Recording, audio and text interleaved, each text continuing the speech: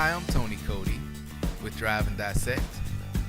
We're here today with Lucan Breedlove, the Executive General Manager of Jaguar Columbia. Hi, Lucan. Hi, Tony. Today we're here to take a look at Jaguar's iconic XK. Let's jump right into it. Where does the 2015 XK fit into today's Jaguar lineup? With the launch of the F-Type, it was supposed to slide in under the XK, but in an effort to build a better car, it came right in on top of XK. So XK still holds that supreme position in the lineup. I would say that F-Type is more like the sports car of the brand, and XK is definitely our touring car. With the launch of the F-Type, why should I buy an XK? We didn't have any intention on cannibalizing sales, which means taking sales from one of our products and moving them to another. But that seems to be what's happening a little bit. Surprisingly enough, I think it's about 50-50. There's two big benefits to buying a Jaguar. One is the Jaguar look. You know, when you see a 10 or a 15-year-old Jaguar, people say, wow, is that a Jaguar? When you see a 10 or 15-year-old Mercedes or BMW, people say, well, that's an older Mercedes or an older BMW. If you take an F-Type and a Jaguar XK and park them side by side and you did not know the brand, you'd be hard-pressed to find out which car is the new car, because the look of the XK is absolutely amazing. The other benefit to having the XK is that it gives you a little bit more room. The F-Type's kind of like wearing a really expensive pair of jeans and a really nice sport coat with some loafers, and the XK is like wearing a fitted suit or a tux. You know, you really feel like $1 million when you drive an XK. How do you think the XK has held up over the years? I think that it's done a really, really good job. Back in 2010, with the help of the XK, and not just the XK, but what they learned from the XK platform.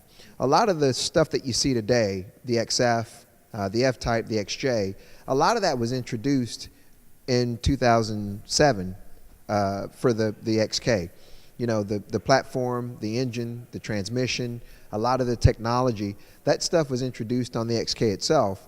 And in 2010, when we came in first place for quality and reliability, we actually tied with another manufacturer, which was okay with me. You know, to hold that top spot, that was on the back of XK and XK technology. So the car itself has done really well over the years, and it's done, a great thing for the brand itself. All right, a question that's been roaming around for years. Isn't the XK a cheaper version of the Aston Martin? You know, I don't like the term cheaper because it means less value. Which is not what the XK is. But to be compared to Aston Martin is something that I would be pretty proud to be compared to any day. But no, it's not. Actually, the two cars, they resemble each other because they were designed by the same gentleman, Ian Callum, who is famous for designing beautiful cars over the years. But no, it's not a cheaper version of the Aston Martin. If you had the two parked side by side, you would see that the silhouette of the two cars is about the same. But as you dissect them and you look at the design and the engineering, you'll find that they are totally, totally separate. There was an editor that compared the two. They actually compared an XK RS to if I'm not mistaken, it was a DB9. Or the Vantage. Now, isn't that RS a limited production of the XK? It is a very limited production XKR, but it's the car for the ages. If you got your hands on one of those cars, you are a very special individual. The downside is that car, and it's a club race car. That's what it is. That's what it was designed to do. The downside is that most of them will never see, a racetrack. Most of them will be purchased, put in a garage somewhere, and you'll see them, 40 years from now. I'll be telling my grandkids, hey, I drove one of those cars. But it is a very, very special car. All right. With all the shifting in the automotive industry, who owns Jaguar now? Jaguar is owned by a company called Tata. They've got an automotive arm that's called Tata Motors, and that's who owns the brand. Tata, I've heard of them. They're an Indian company. Yes, they are. Are the new Jaguars made in India? They are not. They're still an English brand, and they will continue to be an English brand, and they will continue to be designed, developed, and produced in England. So these cars, I know they're big on heritage and design. Are they still manufactured in the original plant? Yes, they are. It's great to have Tata's influence. He's a genius. The cars are English, and they'll always be English. How has Tata helped the brand? A lot of the technology you see was developed during the Ford days, but Ford didn't have the money to bring a lot of this stuff to market, and not to just bring it to market, but to bring it to market properly. Tata stepped in and bought the brand, and bought the rights to a lot of the technology and the platforms and the engines and stuff that you see today, and produced it. But they didn't just produce it. They found the flaws, they made it better, and then they brought it to market. So, Tata took what was already a great plan and a great platform, applied the dollars that were needed to make it successful, and brought it to market. And that's what you see today. Sounds like a win-win for Jaguar. Definitely a win-win for Jaguar. All right, so let's jump into XK a little more. Does XK really have any competitors? Well, XK is really a touring car. We call them GT cars or Grand Touring cars. There isn't a competitor on the market. The closest, I would say, would probably be the BMW 6 Series, but that car has grown so large that it's lost a lot of its sportiness. The only other car, I guess, would be maybe a 911, but the 911 has grown in size, but it's still relatively small compared to XK. XK does a lot of things really, really well. I owned one personally, and you got enough trunk space to carry golf clubs and luggage and kid stuff. I know that's a big concern for a lot of your buyers. It is. The back seat, although it's somewhat small, is still usable for children. Whenever we travel, and it was just my wife and I, we've got this Toomey luggage that we carry, and my wife would put it in the back seats and strap it in like a kid.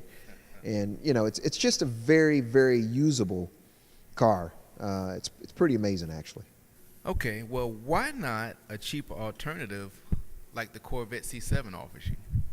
That's a tough question, simply because I don't have an answer. I have owned a Corvette. Actually, I own 2 Corvettes, and they were great cars. They really, really are great cars. I would read all of the editorials that talked about how bad the interiors were. And I would say, man, I like my car. I like the interior. I like the feel. I like the fit and finish. And I had a friend at the time who worked at our Jaguar store, and he would say, no, that car doesn't compare. That car doesn't compare. And I didn't get it. I didn't understand it. So to answer your question, I don't know what the difference is. I really don't. It's like saying, why spend $70 on a T-shirt when you can go buy one for $3? They're both made out of cotton. They both serve the same purpose, but there's definitely a difference between the 2 shirts. And the XK is kind of like that. I can't tell you what the difference is. Both cars have leather. Both cars have AC. Both cars look absolutely amazing. Both cars perform well. I don't know what the difference is. What I do know is that after driving an XK, you get into a Corvette and you immediately notice that there's something special missing. I don't know what that is, but it does equate to something big when you drive it. Well, Luke, and I don't own any $70 T-shirts, but there's definitely a difference in the feel and the interior of the XK. Absolutely. Talking about the feel of the XK, starting at $83,000, why so expensive? It's really hard to put it in words. I've had clients that have owned Jaguars, a number of them, over the years. And they come in and they say, I've had 3 XKs, or I've had 2 XKs, I've had a couple of XFs. You know, I think I want to try something different. And they leave the brand because they want to try something different. And they always come back. They always come back. And I find that leaving, you really understand what you missed. You know, they say that you don't know, you know, when you have something great until it's gone. You know, and that's exactly what you get with the XK. 83,000 may seem absorbent to some, but it's not. It's really not when you factor in that specialness that you get with it. That's what you pay for. You pay for that special feeling. Like I said, you really feel like $1 million. You go from being Mr. Tony Cody to being Sir, because you pull up in a nice car and they're going to say Mr. everywhere you go. That's just how it happens. But when you pull up in an XK, they call you Sir. When you go to, we went to a wine tasting event in Savannah, and I drove my XK, and they had valet parking. Of course, you know, I mean, they valet parked everyone, no matter what you drove. But when we came out that night, I noticed that they had parked all of the other cars in the parking area, and the valets went to go get them. They parked my car right up front, right in front of the hotel. Why would they do that? I can't tell you. But what I can tell you is there's something special about it, and it's not just something that I see. You know, others recognize it as well. On our test drive, passersby seemed very excited to see us driving in this XK. Is that common with the Jaguar brand? Jaguar is about fun. I've driven a lot of other cars, and you know, some people shy away from expensive car drivers. Not the cars themselves, because people like to look at expensive cars, but they don't want to get caught looking at your special car. Jaguar's a little different. When you drive a Jaguar, for some reason, people feel compelled to walk up and ask you about it. You know, that's one of the things you got to get used to.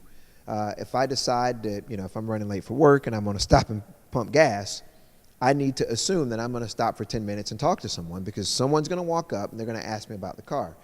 You know, for some reason, these cars evoke fun, and they bring out a lighter side of people.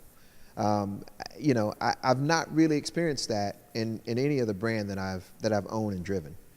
But, you know, you tend to see it quite often with the Jaguar. Last question, I promise.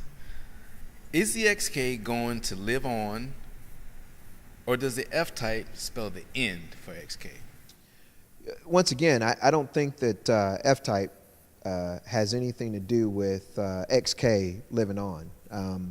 You know, it's just the natural evolution of things. You know, in order for us to bring a really nice car to market, we had to increase the price of the F-Type. It left Jaguar with the option, you know, do we move XK up market and build a better XK, or do we discontinue XK? And that's on the table at the moment. Either way we go, we know that 2015 is going to be the last year for XK, which is a very, very special thing, because, you know, if you want to get your hands on one, it's going to be very, very tough. But will we see a 2016 or 17 revised model? Maybe.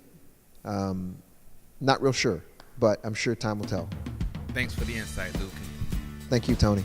This has been Tony Cody with Drive and Dissect. Thank you.